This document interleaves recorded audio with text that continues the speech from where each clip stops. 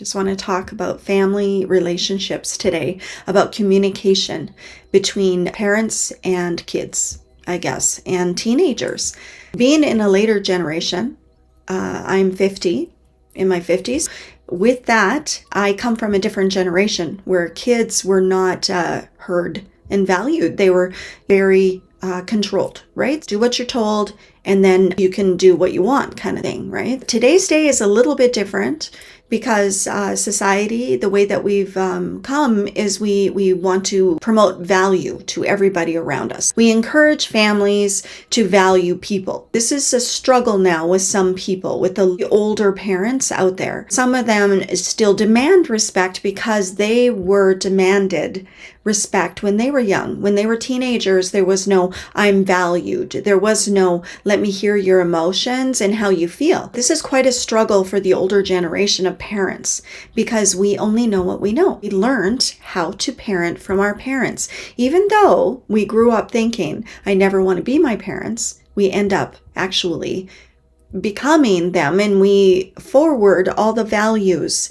and those teachings into our children. A lot of parents who are kind of stuck in that space of demanding respect because that's what they taught. They were taught that it wasn't fair for them. They didn't have a great childhood, and it's very hard for parents to move forward and give that wonderful childhood to somebody else, when all of a sudden they're reacting from, "It's not fair, that didn't happen to me." And I get that. That's justified, and you have good reason for feeling that way. Unfortunately, that's not good communication. It's not going to be effective. If you want to have effective communication with your teenagers, we have to let go of that old feeling. We need to deal with that feeling of what I needed when I was a teenager. What we can do is we can move forward treating our teenagers and our children the way that we should have been treated, the way that we wanted and needed to be treated. What did I need from my parents at 16 years old? This is how I heal. Because now I can treat that 16-year-old the way that I needed to be treated. By doing that, I receive that love.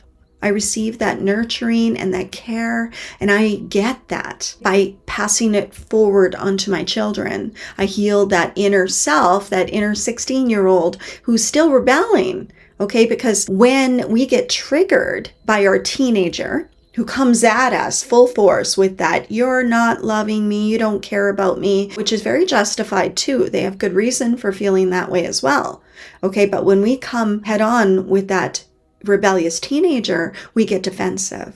And do you know what age we are when we're reacting?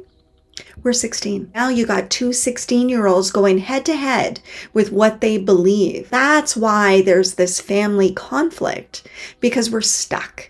Both of us are stuck now. The 16-year-old is stuck because you're not listening to me, you're not hearing me, and I don't feel loved. And then you got the parent, right? Who's not feeling loved at 16. Now you got two 16-year-olds saying it's not fair. Well, I'm not going to do this for you. I never got that. Letting go is the solution. How do we let go? That's the perfect question. We let go by going inside ourselves. We need to heal ourselves and let go of that trauma response. Our kids, it's not their fault. It's not their fault that we didn't get love as a child. It's not their fault that we didn't have an amazing life. It's not their fault that we never got to be the teenager who experienced love and forgiveness and making mistakes and being accepted for those mistakes, right?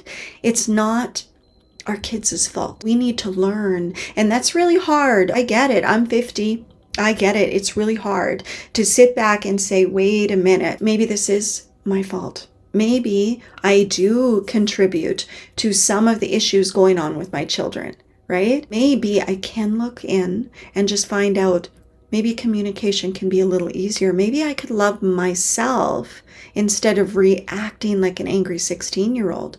At 16 years old, they have no choice but to react. They don't know the wisdom that we know today. They don't know how to take all that psychological babble about healing and implement it into their lives. They really don't. They're only 16. You know what they know? They know what our parents taught us. They know what their parents taught them. They know what their teachers taught them, and they know what society has taught them. They know what the gaming taught them. They know what their habits taught them, what their friends are teaching them. We need to give them a little grace here to learn. So when our kids fall, we need to take some responsibility there. We need to look inside, and we need to find out, what am I not receiving? How can I love the people around me better and deeper and so much more fulfilling? How can we do this? How can I become a better person? Because you becoming a better version of you at the age you're at, 25 to 85, this will implement and affect everybody around you. You will pass light to everyone around you. You will infect them with positive optimism because you feel love. You know what? Your kids will change. They will. It's a ripple effect. You will teach by walking the walk and talking the talk. You will heal yourself. The best gift you can give your kids is by healing you. You were shaped. Let's find out who you are. Let's find out who you can be. Right? Help is out there. I know this. I'm a hypnotherapist, and I help people all the time find out who you are and try to undo that shaping from society, from school, from institutions, from parents. I help you do that. There is help out there. You just got to reach out, try to start working within, try to find your happiness, and believe me, your kids, they will eventually come around. You can do this. You're worth it. And you've gone so far, giving yourself a little bit of pat on the back for everything that you've gone through. Pain is not good. Pain hurts. And you know what? You've gone through a long time of hurting. And I get that. You've come so far. So now let's put the effort into goodness, into yourself, treating yourself with love and kindness. Stop the abuse from happening within yourself. You can live a life full of happiness and goodness. You really can. How about start now? Spend the rest of your life finding that happiness and that joy. It's possible, and it's right in front of you. I hope this helps you.